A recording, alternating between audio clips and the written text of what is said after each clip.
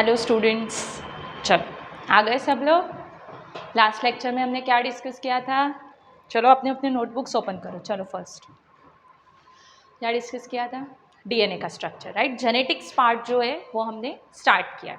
Okay, चलो तो genetics में हमने अभी तक कुछ डेफिनेशंस भी आपने, आई होप आप घर पे एक बार पढ़े होंगे, आपने लर्न भी किए होंगे। मैं एक बार आपको वो रिवाइज कर देती हूँ यहाँ पे, ठीक है। चलो सो हमने देखा था study of gene and their related functions, that branch is called as genetics. याद है सबको? सब लोगों ने किया होगा आई होप। चलो उसके बाद में मैंने आपको एक एग्जांपल दिया था कि कैसे हेयर कलर का जीन जो है वो generation to generation pass on होता था।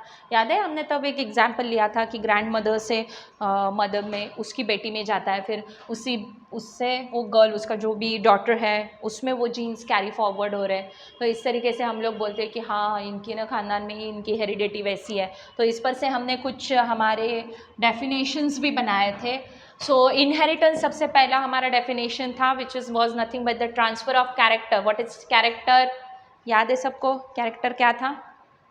Character is nothing but the trait, right? So transfer of characters from one generation to the next generation is called as the inheritance. इसके बाद में हमने एक और definition डिस्कस किया था जो कि था हमारा heredity. सो हेरिडिटी हमने क्या देखा था? हेरिडिटी के बारे में अपने अपने नोटबुक में से पढ़ना है सब लोगों ने। It is the storage transmission of character from one generation to the next generation is called as heredity, ठीक है। तो इसके लिए भी मैंने आपको वो जीन्स किस तरीके से ट्रांसफ़र हो रहे हैं वो एक्सप्लेन कर दिया था। इसके बाद में हमने क्या डिस्कस किया था कि हाँ, डीएनए स्ट्रक्चर जो है वो अभी हमने स्टार्ट किया था। तो मैंने आपको डीएनए का स्ट्रक्चर कैसे रहता है वो ड्रॉ करके बताया था। यहाँ पे ये हेलिकल स्ट्रक्चर रहता है। It is the right handed helix. DNA is double stranded in nature. Basically nucleic acid which is acting as a genetic material. ये कितने टाइप्स का होता है?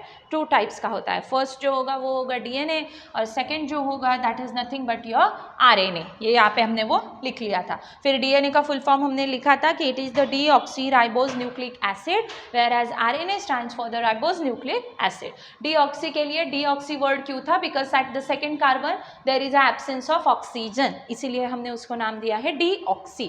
और शुगर कौन सी है न्यूक्लिक एसिड में? आपके पास राइबोज शुगर प्रेजेंट थी जो कि कितने कार्बन की है बच्चों? It is 5 carbon sugar as well as it is a monosaccharide. यह अब तक हमने डिस्कस किया था और फिर हमने डबल स्ट्रैंडेड स्ट्रक्चर भी ड्रॉ किया था। What was the anti parallel nature? एक स्ट्रैंड जो है डीएनए का वो रहता है 3 प्राइम एंड दूसरा रहता है 5 प्राइम, ठीक है। And they both are running togetherly in a parallel one direction, that's why it is called as their anti parallel nature. What is the complementary base pairing? Adenine always pairs with the thymine and guanine always pairs with the cytosine with the 3 triple bonds, right? And adenine pairs with thymine with the double hydrogen bonds, right? So in this way this is called as complementary base pairing. एक turn में total कितने base pairs होंगे बच्चों? 10 base pairs रहते हैं। ये ऊपर का जो सुपरफिशियल रहता है ना, ऐसा सरफेस पे जो टर्न आया हुआ है, ग्रूव का मीनिंग है टर्न, तो उसको माइनर बोलेंगे। और जो एकदम डीप में जाता है अंदर तक उसको आप बोलोगे it is a major groove और द टर्न। देन इसका जो डायमीटर है that is nothing but the 20 angstrom. मैंने आपको बोला था एंगस्ट्रॉम को यहाँ पे 20 नैनोमीटर इस तरीके से भी लिखा जा सकता है और इस पर क्वेश्चन आ चुका है, ठीक है। फिर इसको हमने स्ट्रक्चर ऑफ डीएनए करके नॉमेनक्लेचर कर दिया था। फिर हमने बोला था कि 4 types of nucleotides are present in DNA. कौन से 4 है? चलो मेरे साथ साथ बोलो। एडेनिन, सेकेंड कौन सा है? Guanine, then thymine and cytosine, ठीक है। चलो कॉम्प्लीमेंट्री बेस पेयरिंग के तौर पे मैंने बोला था, आपको एक ट्रिक बोली थी यहाँ पे, किस तरीके से याद रखना है? एजी टेक केयर, ठीक है। एजी टेक केयर, इसमें से एजी जो है वो प्यूरिन्स कहलाएंगे और टीसी जो है वो पायरिमिडिन्स हम उनको बोलेंगे, ठीक है। चलो द नेक्स्ट इज, अब मैं यहाँ पे आपको लिख देती हूँ बच्चों, उस दिन हमने नहीं लिखा था तो अभी आप चलो कंटिन्यू करो, लिखो anti parallel nature. Come on, give the next reading, anti parallel nature of DNA. चलो लिखो एंटी पैरेलल नेचर। कितने एंड होंगे बेटा आपके डीएनए के? 2 एंड्स होंगे, राइट। डीएनए के पास 2 एंड्स होते हैं। एक एंड को बोला जाएगा 5 प्राइम। मैंने बोला था डैश वगैरह कुछ भी नहीं बोलना है उसको, प्राइम वर्ड रहता है वही यूटिलाइज करना है। 5 प्राइम और दूसरा रहेगा 3 प्राइम, ठीक है। तो 5 प्राइम एंड पे कौन फ्री होता है बच्चों? वहाँ पे है फ्री फॉस्फेट ग्रुप। डीएनए के 5 प्राइम एंड पे फॉस्फेट ग्रुप फ्री रहता है और डीएनए के 3 प्राइम एंड पे OH ग्रुप फ्री रहता है बच्चों। OH group is free. और इस पे क्वेश्चन बनता है तो मैं इसको क्यों कर दूंगी। हमेशा पूछा जाता है कि which group is free at the 5 prime end of the DNA and at the 3 prime end of the DNA. So you have to be remember that 3 prime पे आपका OH रहेगा और 5 प्राइम पे आपका फॉस्फेट रहेगा। ठीक है। So because of these two directions the DNA got the anti parallel nature. Okay, come on, moving further. Anti parallel nature के बारे में एक पॉइंट यहाँ पे लिखना है। डीएनए पे हमेशा बच्चों निगेटिव चार्ज रहता है। Charge on DNA is negative. लिखो इसको, charge on DNA is negative. DNA पे चार्ज कौन सा है? निगेटिव चार्ज है। डीएनए पे निगेटिव चार्ज क्यों है, किसकी वजह से है, तो वो अभी हम देखेंगे। लिखो मेरे साथ साथ लिखो, charge on DNA is negative because of presence of phosphoric acid, bracket में लिखो बच्चों फॉस्फेट ग्रुप।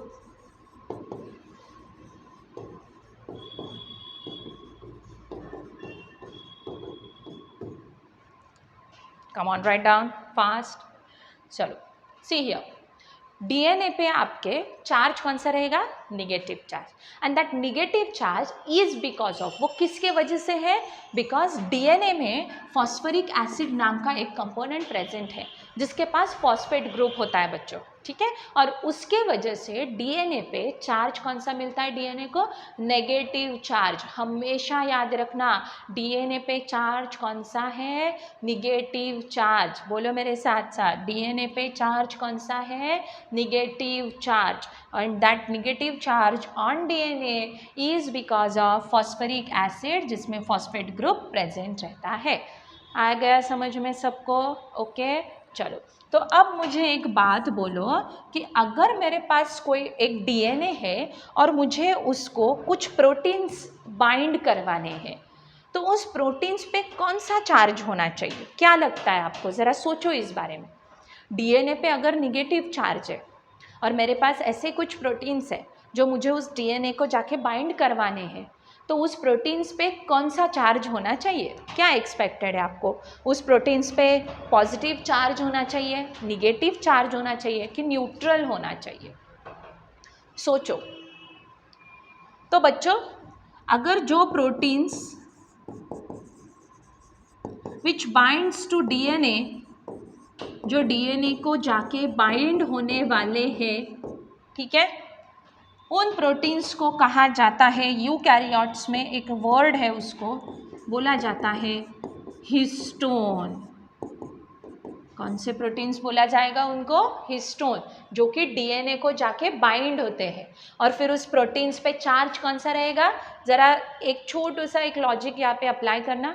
डीएनए पे अगर निगेटिव चार्ज है तो जो प्रोटीन्स उसको जाके बाइंड होने वाले, ऑब्वियसली उस पर ऑपोजिट चार्ज चाहिए, तभी तो इंटरैक्शन पॉसिबल होगा, अट्रैक्शन होगा and they will form the binding with each other. So like wise यहाँ पे डीएनए पे अगर नेगेटिव चार्ज है और हिस्टोन यानी कि ऐसे प्रोटीन्स जो डीएनए को जाके बाइंड होने वाले, तो जाहिर सी बात है हमारे हिस्टोन के पास कौन सा चार्ज होगा बच्चों? They will have the positive charge. Histone proteins यानी कि ऐसे proteins which are bind to the DNA, इनके पास चार्ज कौन सा होगा? Positive charge. तब जाके वो आपके निगेटिवली चार्ज डीएनए को जाके बाइंड करेंगे। आया है समझ में यहाँ तक? कोई डाउट है? हिस्टोन क्या है, हिस्टोन का स्ट्रक्चर कैसा रहता है, इनका बेसिक फंक्शन क्या है, ये सब कुछ हम पैकेजिंग ऑफ डीएनए या फिर genetic material in prokaryotes and eukaryotes में स्टडी करेंगे।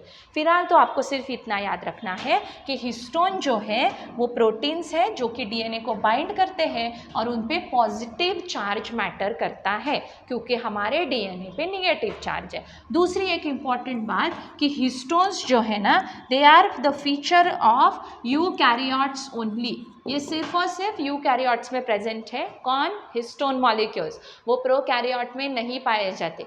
हाँ, histone like molecules are present in prokaryotes, but histones are not present in prokaryotes. They are the only feature of the eukaryotic cell. लिख लो running notes में, histones are the only feature of eukaryotes and not the prokaryotes. Histone like proteins are present in prokaryote. ठीक है, prokaryote contains histone like proteins but not the histone,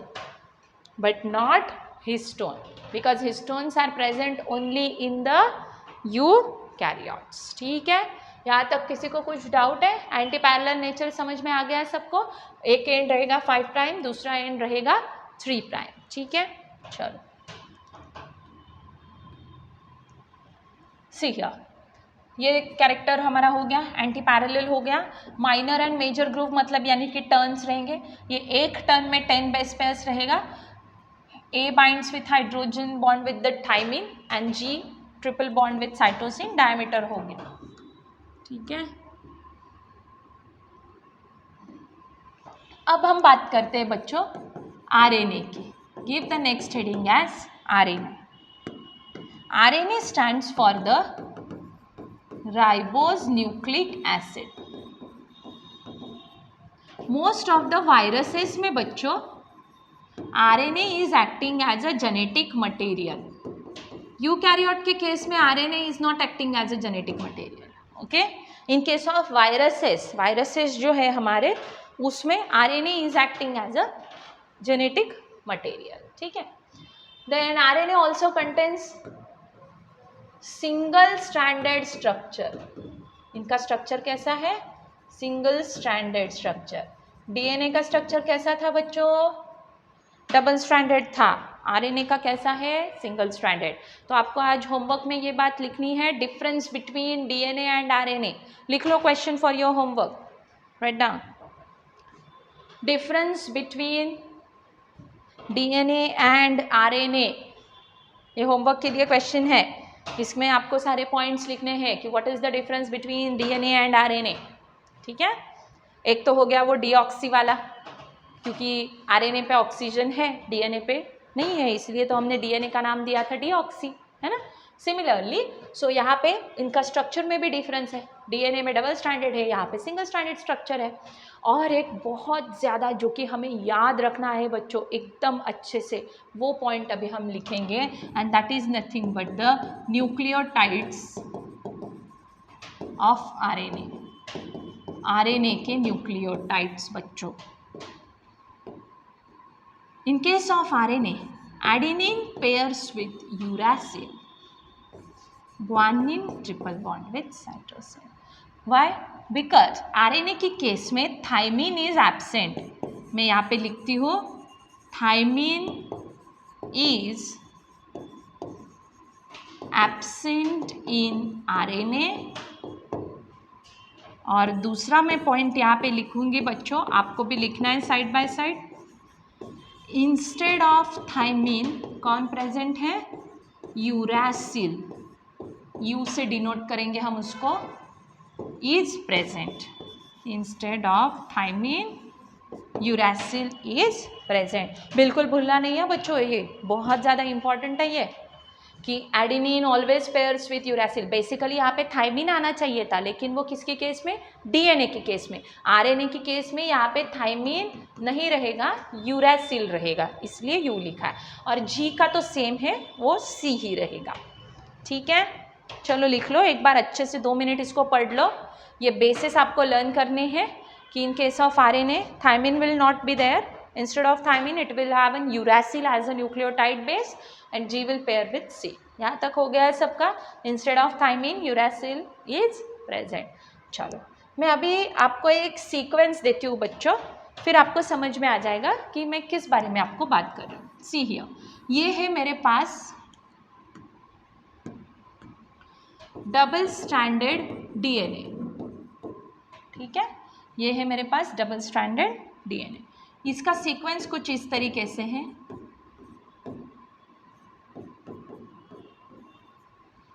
और यहाँ पे मैंने polarities लिख दी है 5 प्राइम एंड 3 प्राइम।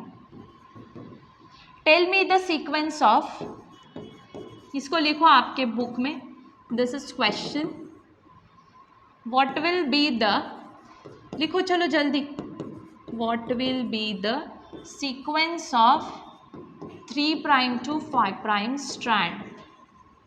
चलो लिखो जल्दी, लिखो इसका answer.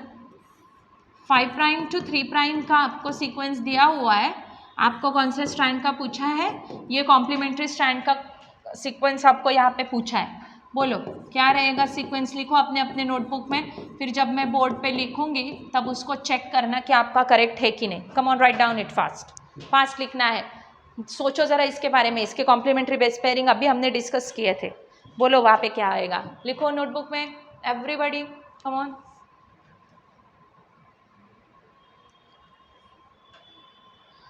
Yes, done.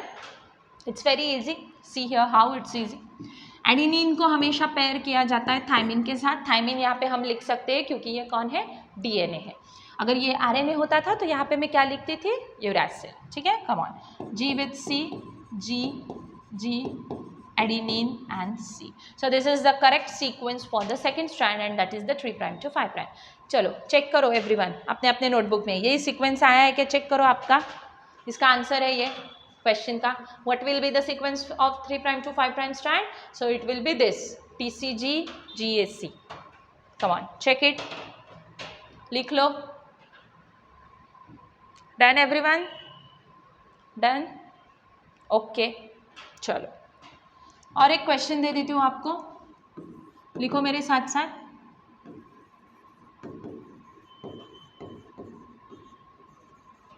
If the sequence of 3 prime to 5 prime, लिखो क्वेश्चन, लिखो next, strand of DNA is this, 3 prime to 5 prime का जो सीक्वेंस है वो दिया है आपको, डीएनए के स्ट्रैंड का दिया है obviously. What will be the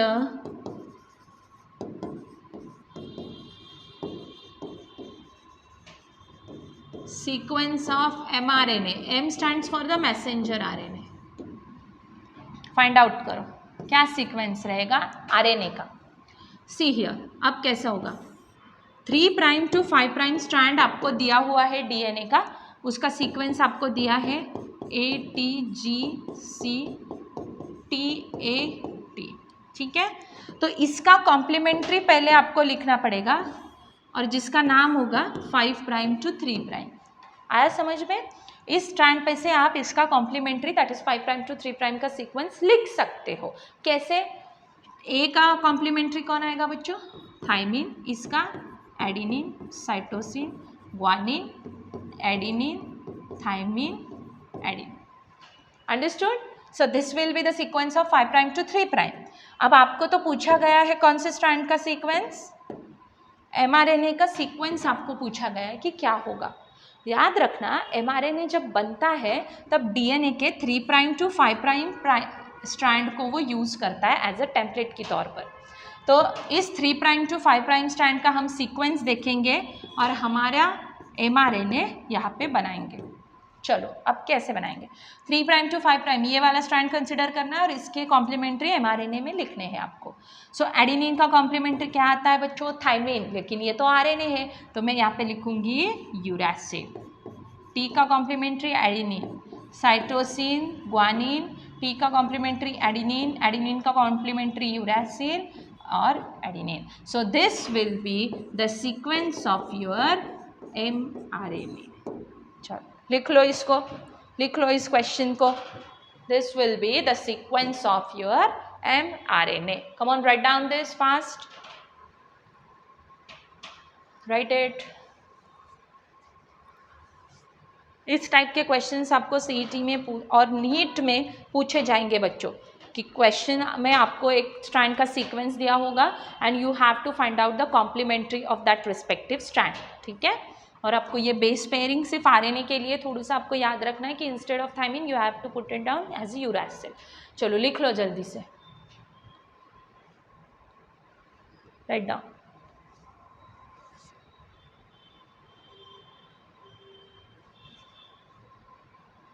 okay, चलो हो गया सबका।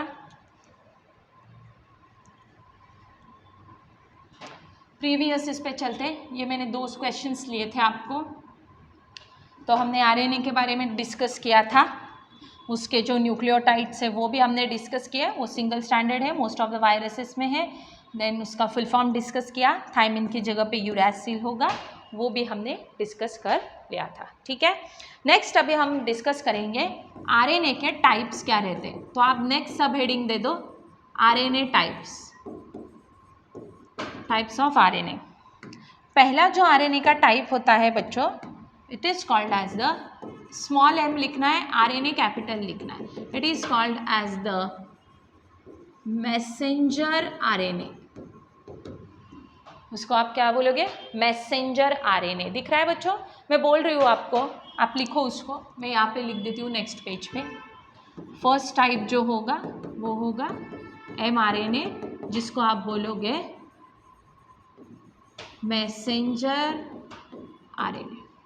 सेकेंड टाइप होगा, स्मॉल r ड्रॉ करना है बच्चों, उसको आप बोलोगे राइबोसोमल आरएनए।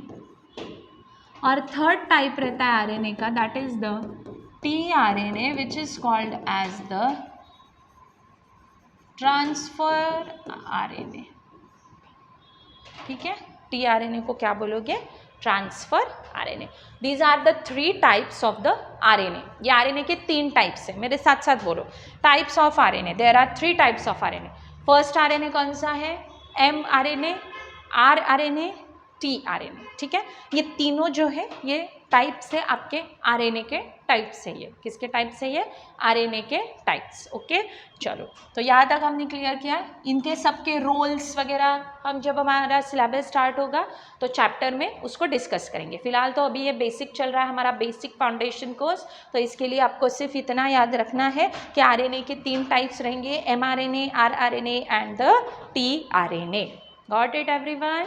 चलो, सो जीन का डेफिनेशन क्लियर हुआ अभी आप सबको। Gene is the segment of a DNA which codes for a particular functional protein या फिर कोई एक कैरेक्टर। डीएनए का ऐसा सेगमेंट जो कोई एक पर्टिकुलर फंक्शनल प्रोटीन बना रहा है, तब हम उस सेगमेंट को बोलेंगे it is nothing but the gene. ठीक है, come on, we will moving back to our original concept and that is gene. तो इसलिए मैंने आपको जीन क्या है इसकी डेफिनेशन हमने पहले लिखी थी, तो वहाँ पे एक डीएनए नाम का वर्ड आया था, तो हमने न्यूक्लिक एसिड दोनों डिस्कस कर लिए, डीएनए भी और आरएनए भी। ठीक है, तो हम फिर से हमारे जेनेटिक्स पे यानी कि जीन पे we will come back. Okay, तो जीन इज द, या हमने बोला कि ये मेरे पास जो डीएनए रहेगा, ठीक है, सो ऐसे वाले जो लूप्स होंगे। ठीक है, तो इतना पोर्शन अगर किसी प्रोटीन को बना रहा है ये स्पेसिफिक न्यूक्लियोटाइड का सीक्वेंस, तो उसे हम बोलेंगे कि वो क्या है? जीन है। बेसिकली ये जो जीन नाम का टर्म है, this gene term is coined by Johansson. लिखो, जोहानसन ने ये जीन नाम का टर्म कॉइंड किया था फॉर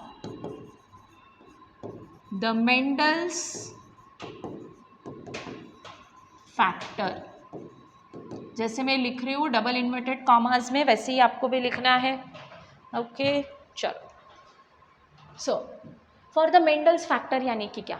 मेंडल यानी कि ग्रेगर मेंडल नाम का एक जेनेटिसिस्ट था, साइंटिस्ट था, तो उसने एक टर्म दिया था फैक्टर। ठीक है, उस फैक्टर को बाद में लेटर ऑन जोहानसन ने कौन सी टर्म दिया? जीन। यानी कि मेंडल का फैक्टर और जोहानसन, आज हम सब लोग जो जीन बोलते हैं वो एक ही चीज़ है। आया समझ में? लेकिन पहले डिस्कवरी मेंडल ने की थी, तो मेंडल ने उसको बोला था कि something is transferred from one generation to the next generation and that something is some kind of factor, ऐसा मेंडल ने बोला था। लेकिन फिर जोहानसन ने बोला कि वो जो आप बोल रहे हो ना कि कोई तो भी एक फैक्टर है, एक जनरेशन से दूसरी जनरेशन में जा रहा है, तो उसको ना मैंने नाम दिया है और वो नाम है जीन। वो नाम क्या है? जीन। ठीक है, so according to this Johannsen, the gene contains या फिर जीन कंसिस्ट ऑफ फर्स्ट होगा सिस्ट्रॉन,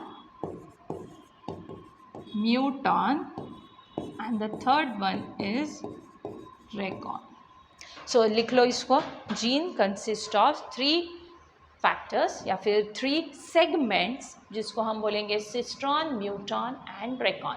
लिखा? सब लोगों ने लिख लिया? चलो. तो what is cistron? Cistron is called as the, लिखो इसको भी बेटा, functional unit of gene. Muton is called as the mutational unit of gene, and recon is called as the responsible for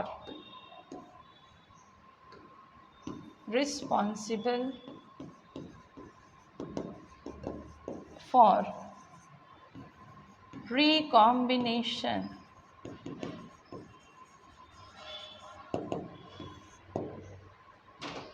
Responsible for recombination. Come on, write down this fast. Functional unit of gene, mutational unit and recon. Cistron, muton and recon. Cistron, muton and recon. ठीक है? Cistron, muton and recon. ऐसे 3 functions हैं इसके. चलो. So gene consists of cistron, muton, recon. इस पे functional unit यानी कि सिस्ट्रॉन पे क्वेश्चन आया है, 2 बार क्वेश्चन आया है सिस्ट्रॉन पे. So dash is the functional unit of gene, it is cistron. Dash is the functional unit of gene is called as cistron. यानी कि जो कोई फंक्शनल प्रोटीन बनाएगा जीन में, वो जीन उसका उतना सेगमेंट हम बोलेंगे वो क्या है? सिस्ट्रॉन है. और जितना सेगमेंट म्यूटेशन कॉज कर रहा है, यानी न्यूक्लियोटाइड सीक्वेंस में चेंज कॉज कर रहा है, तो उसको हम बोलेंगे म्यूटॉन. ठीक है? एंड रिकॉम्बिनेशन यानी कि it is the one of the way to achieve the variations. ठीक है? तो वेरिएशंस अचीव करने के लिए जो हमें यहाँ पे मिल रहा है, ठीक है, so that is nothing but the Recon. Just a minute. Okay, या so it is the recon. ठीक है? so it is responsible for the recombination. ये सब कुछ हो गया है सबका. Gene is that term is coined by Johansson for the Mendel's factor. Mendel ने जिसको फैक्टर ये वर्ड बोला था, उसके लिए जोहानसन ने बोला वो जीन नामकरण उसका कर दिया है. And gene consist of 3 units, 3 segments, 3 parts, cistron, muton and recon. उसमें से आपको सिस्ट्रॉन एकदम अच्छे से याद रखना है, which is called as the functional unit of the gene. Clear है सबको? चलो, मूविंग फर्दर, हम आगे जाएंगे. हम अभी आगे बात करेंगे. यहाँ पे एक वर्ड हमने बोला ना इस साइंटिस्ट के नाम का, दैट इज़ मेंडल, है ना. ये मेंडल क्या क्या करता है वो अभी एक्चुअल जेनेटिक्स कहलाया जाता है.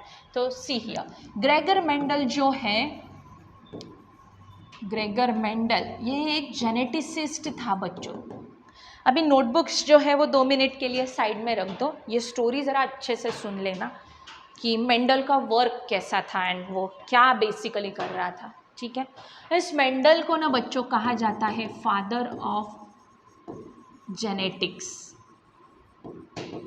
सुन लो स्टोरी. बहुत इंटेलिजेंट था ग्रेगर मेंडल, है ना. उसको फादर ऑफ जेनेटिक्स बोला जाता है. क्यों बोला जाता होगा? क्योंकि मेंडल क्या करता था पता है आपको? मेंडल जो है वो और उसकी जो भी कोई फैमिली हुई थी, वो अपने बचपन में जो चर्च वगैरह रहता है ना, वहाँ पे रहता था. चर्च के बैक साइड में एक ऐसे बैकयार्ड में जो भी वो गार्डन है, वहाँ पे उसने बहुत सारे प्लांट्स लगाए हुए थे. और तब के ज़माने में कैसा था, उस टाइम में जितना भी सोसाइटी को कंट्रोल करने वाला है वो सब कुछ उस रिलीजन के पर्टिकुलर जो भी पर्सन्स होंगे, जैसे कि क्रिश्चियन कम्युनिटी के लिए जो पोप्स एंड फादर्स रहते हैं, उनके हाथ में सब कुछ रहता था तब के ज़माने में, कि वो जो बोलेंगे वही सब कुछ सोसाइटी के मेंबर्स फॉलो करेंगे. तो मेंडल क्या करता था, चर्च के बैक साइड पे जो उसने सारे प्लांट्स लगाए थे, जो पूरा गार्डन क्रिएट किया था, तो वो ना वहाँ पे देखता था किसके प्लांट वो ऑब्ज़र्व करता था. तो वो जो प्लांट उसने ऑब्ज़र्व किया था, जो अंडर द स्टडी था, उस प्लांट का नाम है पी प्लांट. पी प्लांट का साइंटिफिक नेम है बच्चों, आपको याद रखना है, पाइसम सटाइवम। मैंने आपको रूल्स बोले हैं how to write the scientific names. ये जीनस स्पीशीज दोनों को डिफरेंट अंडरलाइन करने हैं, ये कैपिटल लिखना है और ये एस स्मॉल लिखना है। So pisum sativum is the scientific name for the pea plant. फिर इस पी प्लांट के ना जनरेशन आफ्टर जनरेशन्स वो ऑब्जर्व करता था कि चलो पहला वाला पी प्लांट आया, डेवलप हुआ। See here, this is for your understanding, don't write, just understand it first. P plant grow हो रहा है, इसको ना पॉड्स आए, सीड्स आए, ग्रीन पीज आपने देखे होंगे डेफिनेटली। फिर उस सीड्स में से फिर से दूसरा प्लांट आया, फिर से तीसरा प्लांट इसके सीड में से आया। तो ये सारे generation up to the generation वो ऑब्जर्व करता था।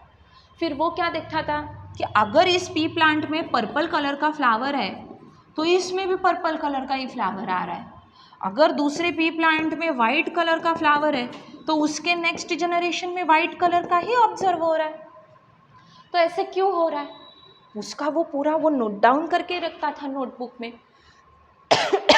जो भी रिजल्ट्स उसने देखे उस अपने गार्डन में उस प्लांट्स के, वो सब कुछ नोट डाउन करके रखता था।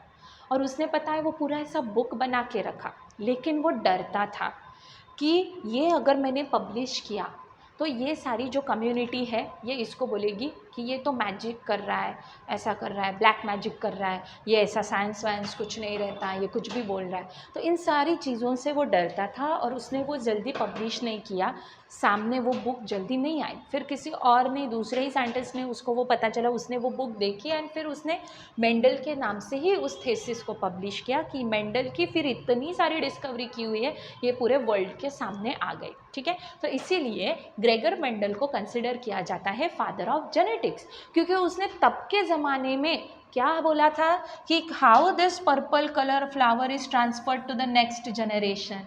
इसका मतलब ये कौन सा पैटर्न हुआ, transfer of genes from one generation to the next generation. हमने डेफिनेशन क्या बोला, इनहेरिटेंस। आया समझ में। तो मेंडल ने जो स्टडी किया था उस किस पे किया था, इनहेरिटेंस पैटर्न पे स्टडी किया था। और ये इनहेरिटेंस पैटर्न स्टडी करने के लिए उसने कौन सा प्लांट यूटिलाइज किया अपने स्टडी के लिए, पी प्लांट। और उस पी प्लांट का साइंटिफिक नेम क्या था, पाइसम सटाइवम। आया समझ में। तो मेंडल ने गार्डन में जो भी कुछ ऑब्जर्वेशंस किए वो अपने नोटबुक में, अपने कॉपी में उसने वो नोट डाउन किया। तो ऐसे क्या क्या उसने उस पी प्लांट का ऑब्जर्वेशन किया, कौन से कैरेक्टर्स कंसिडर किए। वन ऑफ द कैरेक्टर मैंने आपको अभी बोल दिया, that is purple colour flower and white colour flower. इसका मतलब कैरेक्टर कौन सा हुआ, colour of flower, and it is of two types, purple colour, white colour, in case of P plant. ठीक है, इन केस ऑफ पी प्लांट। तो ऐसे ही कुछ कैरेक्टर्स उसने स्टडी किए।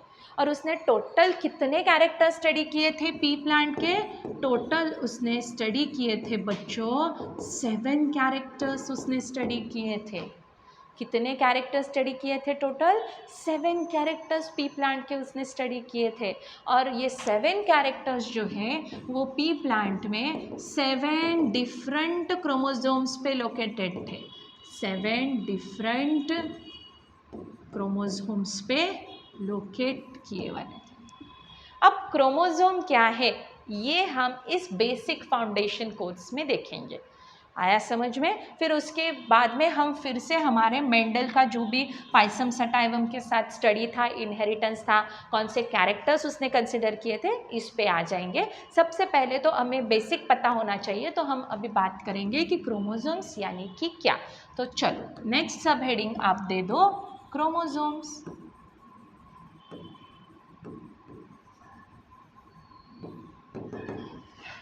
चलो क्रोमोसोम्स क्या है। क्रोमोसोम्स में chroma means colour and somes means somatic cells और द बॉडी सेल। तो कुछ साइंटिस्ट ने, एक वाल्डेयर नाम का साइंटिस्ट था, उसने ये टर्म दिया था, Waldeyer give the term chromosome. ठीक है, कुछ साइंटिस्ट ने जब सेल्स को अंडर द माइक्रोस्कोप ऑब्जर्व किया तो उनको कुछ ऐसे कलर बॉडीज ऑब्जर्व हुए, and those colour bodies are nothing but the chromosomes. ये क्रोमोसोम्स क्या करते हैं, तो सपोज क्रोमोसोम का जो स्ट्रक्चर है बच्चों वो कुछ इस तरीके से रहता है, और इसके अराउंड में आपका जो जेनेटिक मटेरियल है, डीएनए है, वो रैप किया हुआ रहता है। क्या रहता है इसके अराउंड? वो रैप किए वाला आपका जेनेटिक मटेरियल प्रेजेंट रहता है। और ये पूरी एज इट इज़ असेंबली कहाँ पे प्रेजेंट होगी? ये हो गया आपका सेल, और ये इसके अंदर हुआ न्यूक्लियस, और इस न्यूक्लियस के अंदर आपके ये क्रोमोसोम्स प्रेजेंट रहेंगे।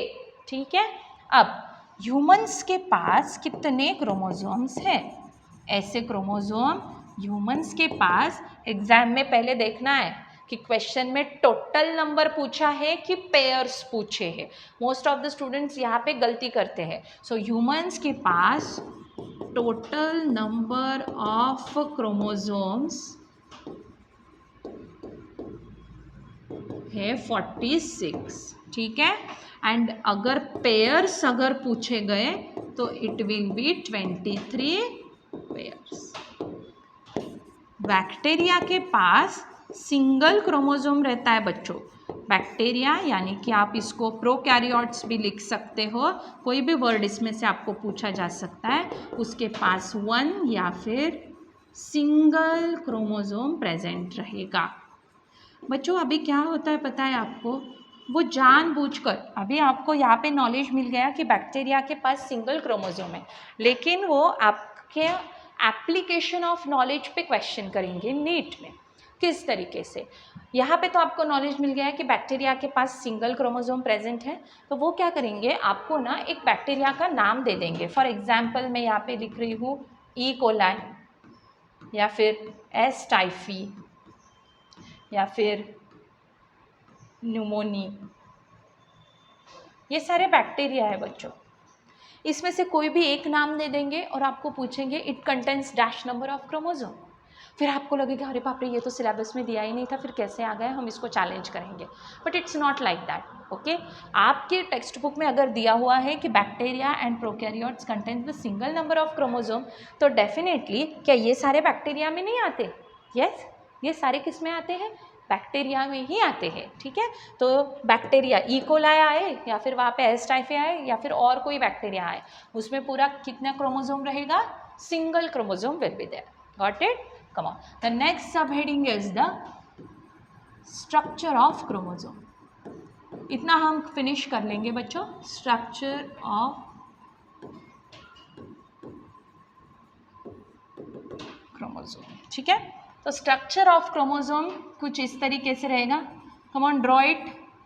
मेरे साथ साथ ड्रॉ करो बच्चों, ड्रॉ करो मेरे साथ साथ पेंसिल से। Centromere,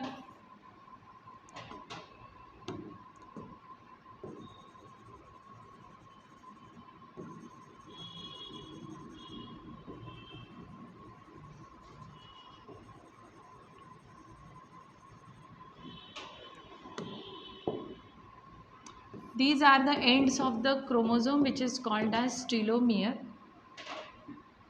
These are also telomere. These two are called as the arms or chromatids of chromosome.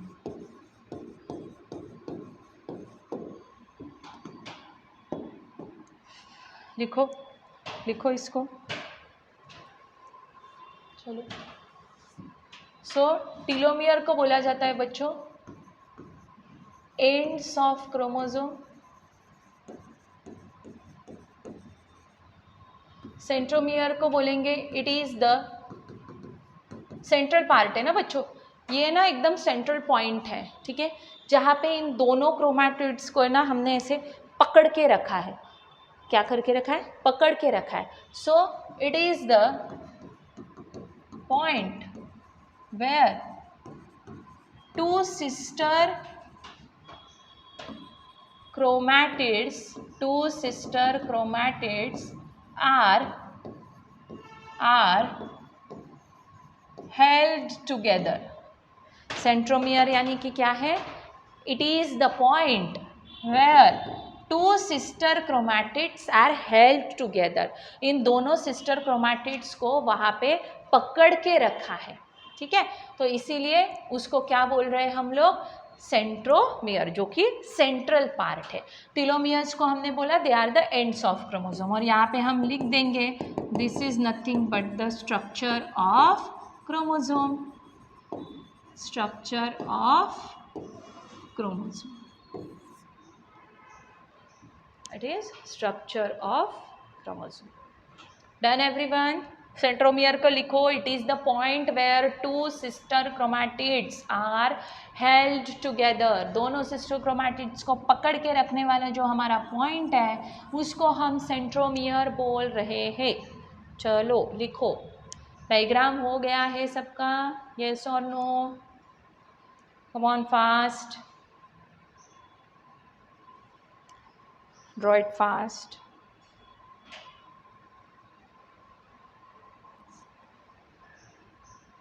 Done everybody? Done? Okay, come on, let's move further. The next is the next subheading, write down types of chromosomes. Chromosomes के type जो है वो हमें discuss करने हैं बच्चों। उसमें जो फर्स्ट आएगा वो है आपका होमोलॉगस क्रोमोसोम।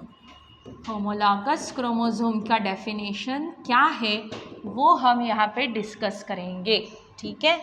तो what is homologous chromosome? Come on fast, दो सेम क्रोमोसोम्स निकालो बच्चों, ऑलमोस्ट उनका लेंथ जो है ना इन दोनों क्रोमोसोम्स का वो सेम होना चाहिए, ठीक है। ये दोनों सेम है, this is chromosome A and this is chromosome B. इसके क्रोमैटिड्स को हम नाम देंगे बच्चों, फर्स्ट, सेकंड, थर्ड, फोर्थ, ठीक है। ये सारे क्या हुए, इनके क्रोमैटिड्स हुए। अब यहाँ पे ध्यान दो, मैं क्या लिख रही हूँ, यहाँ पे ध्यान दो बच्चों, see here, A and B are क्या है, ये दोनों होमोलॉगस क्रोमोसोम है। ये ऐसा लिख लो पूरा, फिर मैं बाद में एक्सप्लेन करती हूँ आप लोगों को। कम ऑन राइट दिस, जैसा मैंने लिखा है वैसे ही आपको लिखना है, लिखो। इसके बाद में first and second are sister chromatids,